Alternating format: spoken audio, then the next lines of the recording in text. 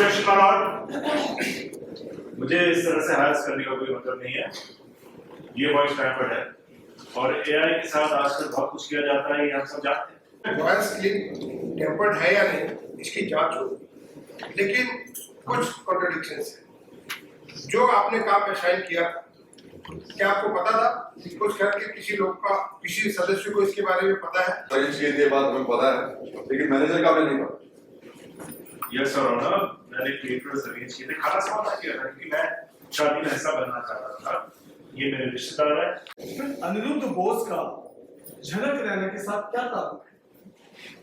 Sir मैं आपको बता दूं कि शिमरमुनि गांव का हर इंसान जानता है कि मिस्टर अनिरुद्ध बोस का झनक रैना की मां के साथ क्या रिश्ता था। इनकी शादी तक होने वाली थी और जज्बाती तौर पर ये दोनों साथ में थे। उसके बाद ये शिमरमुनि गांव में चले गए। वहां पर झनक रैना की मां के साथ उन्होंने एक बच्ची को देखा और उनको लगा कि ये बच्ची पराशर की बच्ची है।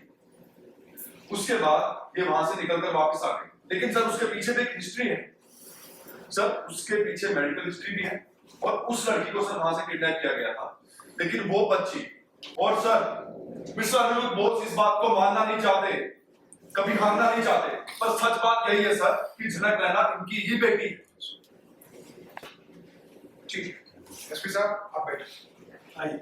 सारे सबूतों और गवाहों को मद्देनजर रखते हुए अदालत इस फैसले पर पहुंची, इस आदमी ने कई दुकानों से किरोसिन खरीदी और अदालत को गुमराह करने की कोशिश की। सभी दुकान मालिकों की पहचान हो चुकी है और दुकान मालिकों ने इस आदमी के बारे में जो कुछ बताया है वो सच है। इस आदमी ने जो किरोसिन खरीदा, इसका मोटिव सिर्फ और सिर्फ यही था, झनक रैना की प्राण हानि। इसमें कोई संदेह नहीं है कि इस आदमी ने ये काम किया है, ये साबित हो चुका है।